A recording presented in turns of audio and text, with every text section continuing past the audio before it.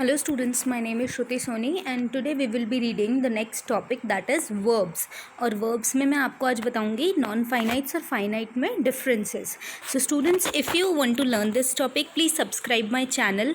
आप मेरे चैनल को सब्सक्राइब कीजिए अगर आपने अभी तक नहीं किया है तो, और ग्रामर से रिलेटेड मोर इन्फॉर्मेटिव वीडियोस देखिए. सबसे पहले वर्ब्स के टाइप्स यानी कि नॉन फाइनाइट्स और फाइनाइट्स को जानने से पहले हमें पता होना चाहिए कि वर्ब्स होते क्या हैं. आप सब ने देखा होगा कि सेंटेंस का स्ट्रक्चर ये होता है, राइट. सबों का subject, verb, object, complement, adjunct. और जब मैंने आपको अपना लास्ट वीडियो पढ़ाया था mean subject, phrase, sentence, phrases और क्लॉजेस में डिफरेंस बताया था, then I told you that sentence वही होता है जिसमें एक वर्ब होता है. बिना वर्ब के एक सेंटेंस इनकम्प्लीट होता है. So if you don't know about the sentence, phrases and clauses, I will be writing the link of the particular topic. आप प्लीज़ डिस्क्रिप्शन बॉक्स में लिंक देख लीजिएगा. वर्ब एक असेंशियल पार्ट होता है सेंटेंस का जो कि एक्शन को, सब्जेक्ट या ऑब्जेक्ट के एक्शन को डिस्क्राइब करता है. अब ये जो वर्ब्स होती हैं स्टूडेंट्स, ये दो टाइप्स की होती है. यहाँ पर आपके सामने कुछ वर्ब्स दी हुई है: grow, target, type, list, learn, I am learning, I am adopting, he is shooting, he is, this thing is smelling, right. So ये सारे वर्ब्स होते हैं. अब ये वर्ब्स जो हैं स्टूडेंट्स वो दो टाइप्स के होते हैं, फाइनाइट्स और non finites. So students, let's move ahead and know what are finite verbs and what are non finites verbs. Students, यहाँ पर हम मेन वर्ब के बारे में बात कर रहे हैं. जो हेल्पिंग वर्ब होती है उसके बारे में मैं अपने प्रीवियस वीडियो में आपको समझा चुकी हूँ कि हेल्पिंग वर्ब कितने टाइप्स की होती है. उनके लिंक्स भी मैं डिस्क्रिप्शन बॉक्स में मेंशन कर दूँगी, आप वहाँ से देख लीजिएगा. एंड स्टूडेंट्स, इस चैनल को ज़रूर सब्सक्राइब कीजिए. So now let's move ahead and see what are finites and non-finite verbs. सबसे पहले जानते हैं finite verbs कौन सी होती है. तो ऐसी verbs जो कि सेंटेंस में एक्शन और नाउन के एक्शन को डिस्क्राइब करती है उन्हें finite verbs कहा जाता है. Works as the main verb of the sentence. ये किसकी तरह, सेंटेंस में जो मेन वर्ब होता है वो फाइनाइट वर्ब होती है जो कि आपके सब्जेक्ट की या ऑब्जेक्ट के, जो कि एक नाउन या प्रोनाउन होता है, उनके एक्शन को डिस्क्राइब करती है कि नाउन या प्रोनाउन क्या कर रहा है. और जो नॉन फाइनाइट वर्ब्स होती है स्टूडेंट्स, वो वर्ब्स होती है, कई बार आप देखेंगे जैसे एक सेंटेंस में दो वर्ब्स दी हुई होती है, तो वो वर्ब जो कि एक सेंटेंस में एडजेक्टिव या फिर सब्जेक्ट या ऑब्जेक्ट की तरह काम करती है, उसे नॉन फाइनाइट वर्ब्स कहा जाता है. It is very clear. जैसे कि आप ये फर्स्ट सेंटेंस देख रहे हैं, I run along the path to reach the park. तो ये जो आई है वो आपका सब्जेक्ट है और सब्जेक्ट क्या कर रहा है, भाग रहा है. He is running along the path के साथ में टू रीच द पार्क पर पहुंचने के लिए. ठीक है, तो ये टू रीच क्या हो गया, नॉन फाइनाइट, और रन क्या हो गया, फाइनाइट. क्योंकि मेन एक्शन तो जो आई है यानी कि जो आपका सब्जेक्ट है वो मेन एक्शन क्या कर रहा है, भागने का कर रहा है. इसीलिए ये फाइनाइट है.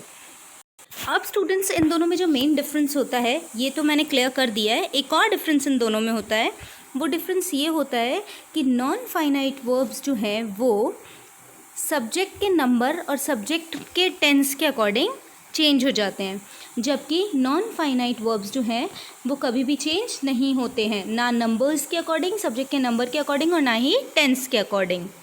So now students, let's move ahead. I think you must have understood the difference. जैसे कि आप यहाँ देख सकते हैं स्टूडेंट्स, जैसे कि आप देख सकते हैं कि फर्स्ट सेंटेंस में I run along the path to reach the park लिखा हुआ है और सेकेंड में शी रन्स लिखा हुआ है. तो रन्स क्योंकि ये सिंगुलर है आपका सब्जेक्ट, क्योंकि सब्जेक्ट सिंगुलर है, और यहाँ पर आई के साथ हमेशा वर्ब की फर्स्ट फॉर्म आती है.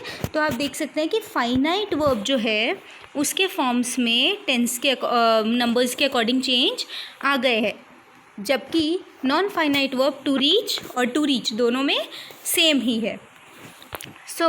Now let's move ahead. जैसे कि मैंने आपको बताया फाइनाइट वर्ब्स जो होती है वो क्या होती है, मेन एक्शन की तरह होती है, यूज़ होती है, तो उसमें कोई भी टाइप्स नहीं होते हैं. जबकि जो नॉन फाइनाइट वर्ब्स होते हैं वो 3 पार्ट्स में डिवाइडेड होते हैं, पार्टिसिपल्स, जेरेंड और infinitives. Now let's see the structure for once. 3 types में डिवाइडेड होते हैं. टाइप नंबर 1 इन्फिनेटिव्स होते हैं जो कि 2+V1 की तरह लिखे जाते हैं और इनका यूज़ एडजेक्टिव की तरह किया जाता है। सेंटेंस में ये एक एडजेक्टिव की तरह यूज़ होते हैं। फिर होते हैं पार्टिसिपल्स जो कि V1 ING के रूप में लिखे जाते हैं, जैसे कि सिंगिंग, गोइंग, कमिंग, ठीक है, और इनका यूज़ एक एडजेक्टिव की तरह किया जाता है। स्टूडेंट्स आप देख सकते हैं दोनों ही एडजेक्टिव की तरह यूज़ किए जाते हैं, पर ये 2+V1 के फॉर्म में और ये V1 ING के फॉर्म में। थर्ड आपके सामने है फिर से V1 ING और इनका यूज़ सब्जेक्ट या ऑब्जेक्ट की तरह किया जाता है, मतलब एक नाउन की तरह इसका यूज़ किया जाता है। तो स्टूडेंट्स आप देख सकते हैं कि तीनों के अंदर एक एक सिमिलैरिटी है, ठीक है, यानी कि एक चीज़ जो है वो ज़रूर कॉमन आ रही है। दो में वर्ब का स्ट्रक्चर सेम है और दो में वर्ब का यूसेज सेम है। Now let's move ahead. मैं आपको थोड़ा सा इंट्रोडक्शन दे रही हूँ कि जो इन्फिनेटिव्स होते हैं स्टूडेंट्स वो सिर्फ 2+V1 के फॉर्म में ही नहीं, बेयर इन्फिनेटिव के फॉर्म में भी यूज़ किए जाते हैं, जहाँ पर 2 का यूज़ नहीं किया जाता, सिर्फ V1 का यूज़ किया जाता है। तो इन्फिनेटिव्स जो हैं वो इन दो रूपों में यूज़ किए जाते हैं। पार्टिसिपल्स जो है स्टूडेंट्स वो प्रेजेंट पार्टिसिपल के रूप में, यानी कि V1 ING के रूप में, V1 ING, और पास्ट पार्टिसिपल यानी वर्ब की थर्ड फॉर्म के रूप में, और परफेक्ट पार्टिसिपल यानी कि हैविंग प्लस V3 के फॉर्म में यूज़ किए जाते हैं। और जेरेंड का सिर्फ एक ही फॉर्म होता है जो कि होता है V1 ING। So students I think you must have understood the introduction of the particular things. यहाँ पर स्टूडेंट्स आपके सामने कुछ एग्जाम्पल दिए हुए गए हैं जिससे आप समझ सकते हैं कि इनका यूज़ किस तरीके से किया जाता है। फर्स्ट ऑफ ऑल जेरेंड का एग्जाम्पल देखते हैं। फॉर एग्जाम्पल कुकिंग, यहाँ पर वर्ब यूज़ की गई है, आप देख सकते हैं सब जगह कुकिंग का यूज़ किया गया है। So cooking is a lamb properly, cooking lamb is properly a skill. So यहाँ पर बताया गया है कि कुकिंग को एक सब्जेक्ट की तरह यूज़ किया गया है या फिर नाउन की तरह यूज़ किया गया है कि कुकिंग लैम्ब क्या होता है, एक स्किल होता है।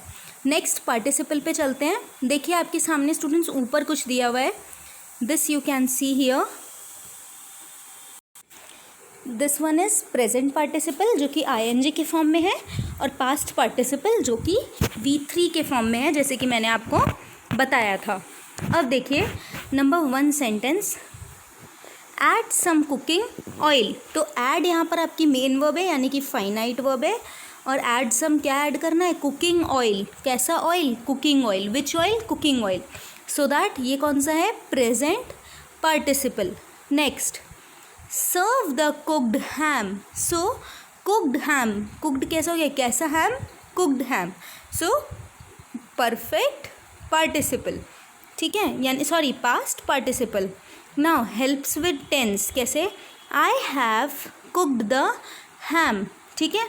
नेक्स्ट इज हेयर इन्फिनेटिव्स के अंदर जब आता है स्टूडेंट्स, तो heat the oil to cook the prawns, cook करने के लिए प्रॉन्स को, और दूसरा find a recipe to cook the prawns. दोनों ही जगह पर हमने क्या किया है, एडवर्ब और एडजेक्टिव की तरह इसका यूज़ किया है।